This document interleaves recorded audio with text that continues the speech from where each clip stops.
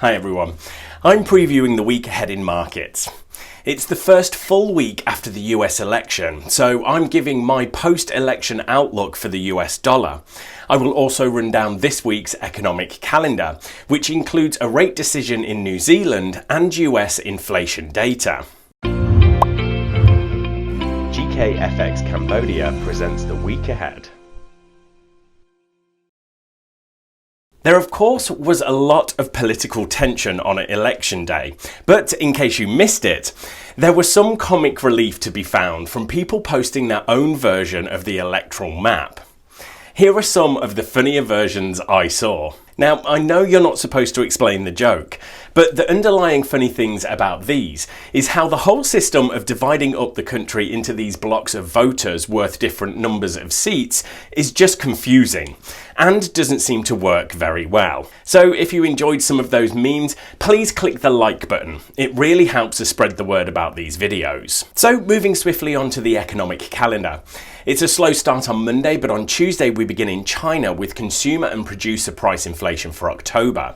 Then move to unemployment data for the UK and the German ZEW survey. Early Wednesday, it's the New Zealand rate decision, where most likely rates stay on hold with a dovish message from the RBNZ. On Thursday, we have the UK Q3 GDP, and we expect to see data showing another month of deflation in the Eurozone. Finally, on Friday, there is Eurozone Q3 GDP and US PPI. So thinking about the US dollar after this election, I think we have to cut out a lot of the noise and focus on the three biggest factors.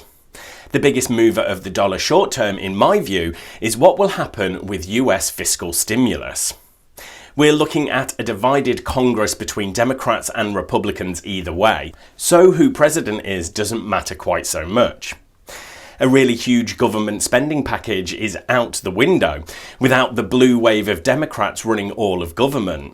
So there is less help coming for the economy, and that means less risk-taking from investors and more demand for dollars. Related to the first point, and what is always ultimately the mover of the dollar, is interest rates and the Federal Reserve. I think if markets start getting a whiff of a longer delay in stimulus getting passed by a fractured government after the election, then they will start expecting more from the Fed. If it starts looking like the Fed has to fill the void left by politicians and cut interest rates again or expand its bond buying, that means more money printing, which is negative for the dollar. Last but not least, because it is what is causing the need for the other two factors, is the state of the pandemic, and more importantly, the need for national lockdowns. We can look to the example being set in Europe and what happened to the euro. When national lockdowns were announced in Germany, France and the UK, the euro-dollar currency pair dropped for 6 days in a row. Lockdowns are bad for the economy, and that probably means bad for the currency. The United States topped 100,000 cases in one day for the first time in the 24 hours after Election Day. US lockdowns are the choice of individual states, not the president. If more lockdowns come in the US, it's bad for the US economy, and I think means trouble for the dollar, especially if it means a more dovish Fed. Right. Thanks everyone, good luck trading this week, and make sure to subscribe to our channel so you don't miss the next video.